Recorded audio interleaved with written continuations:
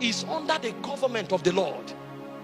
You may have seen a fair lady you want to marry, but the government comes and says, this is your wife. What happens now is that you sacrifice your emotion because you are of the nobles. The nobles don't marry because of love. They marry for kingdom.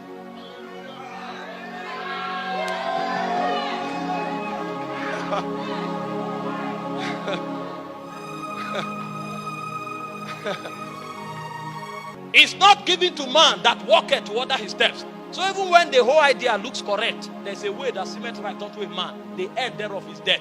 Death not necessarily because your life will end, but death because you'll be separated from God. There will be no witness for it in Zion. And if you know that, you can't step out until every step we should take was already written before we were born.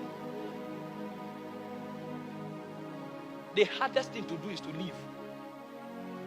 But earthly creatures think life is breath. They don't know that life is actually the statement of the will of God. I'm talking like this because most of us are young people.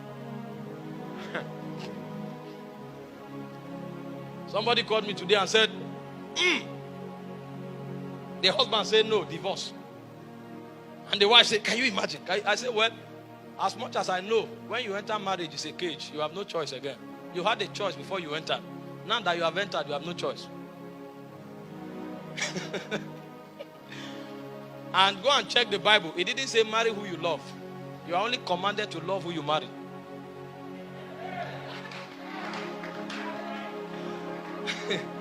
And when I read the Bible, I discovered spirits don't consider love to be emotion.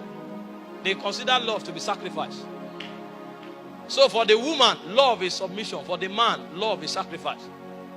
So the feeling may not be there again, but it's called marriage.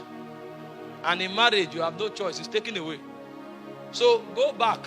I said the problem of marriage is one, it's flesh.